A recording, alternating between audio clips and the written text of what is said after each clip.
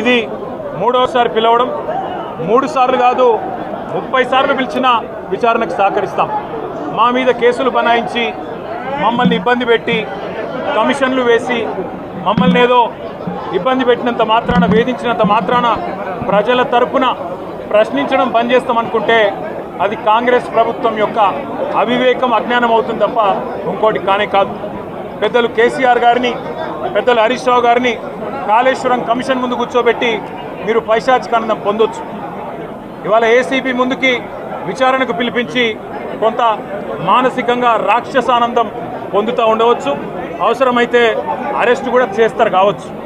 కానీ ఒకటి పక్క, తెలంగాణ కోసం గతంలోనే జైలుకు పోయి వచ్చిన వాళ్ళం.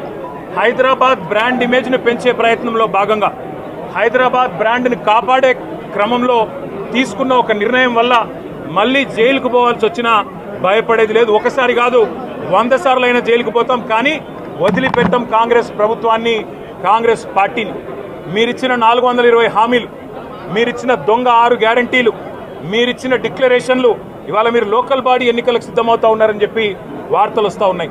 రేవంత్ రెడ్డి గారు నిన్ను మొత్తం రాష్ట్రంలోని బీసీ వర్గాల ప్రజలందరూ గమనిస్తున్నారు. 42% రిజర్వేషన్ ఇచ్చి 42% రిజర్వేషన్ ఇస్తాం అని కామారెడ్డి డిక్లరేషన్లో చెప్పి మోసం చేసి ఈరోజు స్థానిక సంస్థల ఎన్నికలకు మరి రిజర్వేషన్ ఇవ్వకుండానే పోతున్న వైనాన్ని కూడా బీసీలు గమనిస్తూ ఉన్నారు. రైతు బంధు పేరిట ఎలక్షన్